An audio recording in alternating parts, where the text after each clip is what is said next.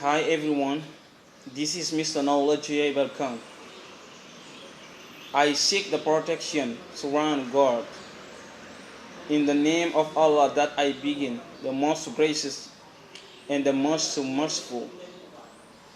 We thank Almighty God and we also pray for the prophets who suffered to bring the truth on the earth.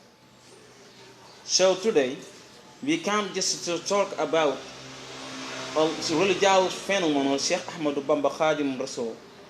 His kind of teaching, environmentally, economically, in this nation.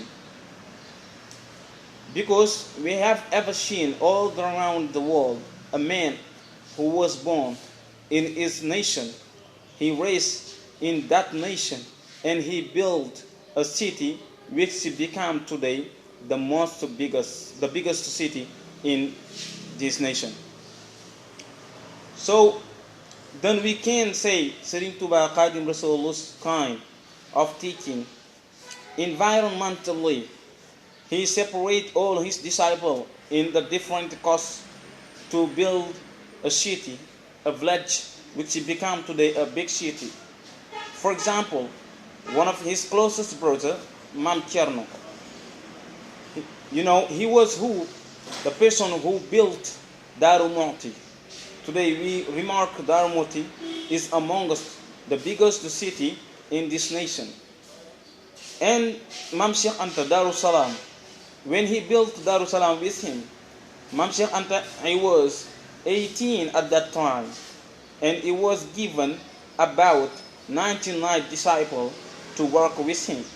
Today, we remark and we notice economically, environmentally, the advantages of Daru Mu'ti. However, Serigne Touba Khadim Rasul always insists to build his nation as the greatest.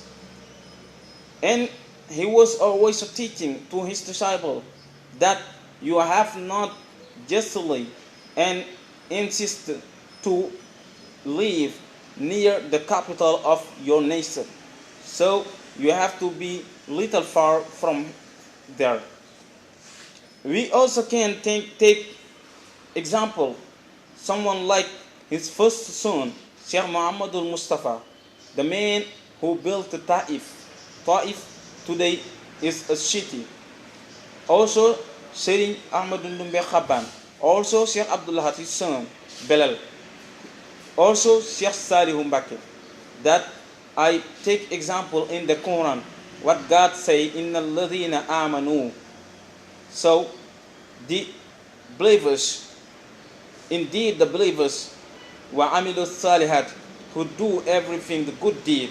So Sheikh Salihu Mbake saw the population of Senegal how to make and how to do the greatest thing.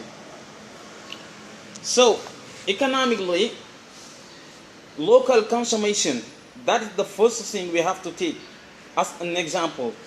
Serigne Salihu Mbake was with about 1,000 disciples,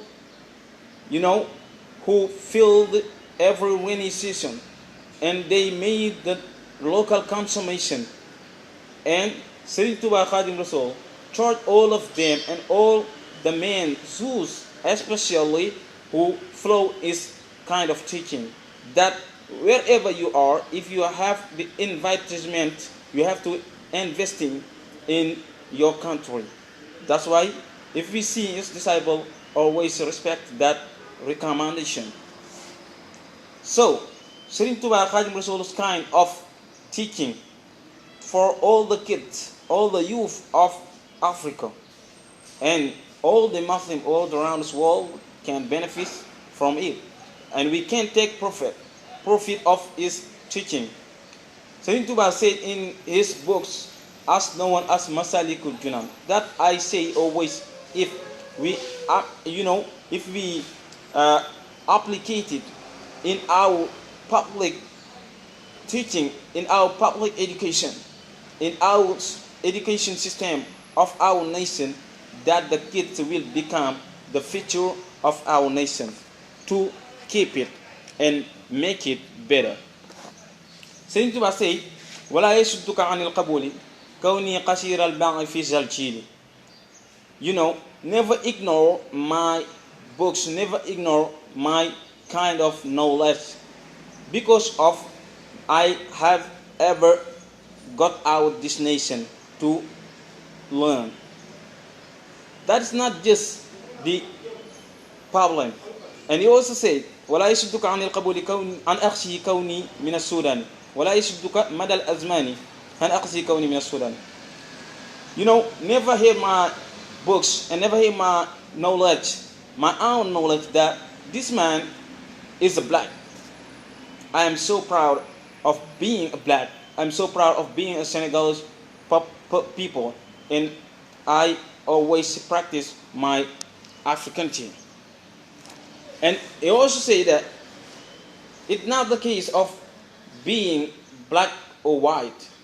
It's the case of being the most feared to God, as Muhammad sallallahu alaihi wasallam said in his hadith, that inna rabbakum wahidun wa abakum wahidun.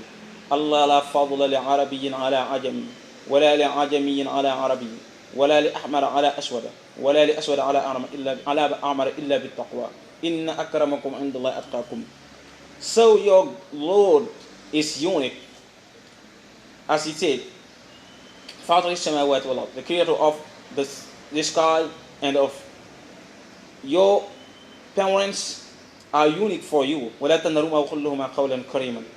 Never talk loudly with them. Respect all of them, and pray God give them the mercy. Pray God open them, eternally the doors of heaven.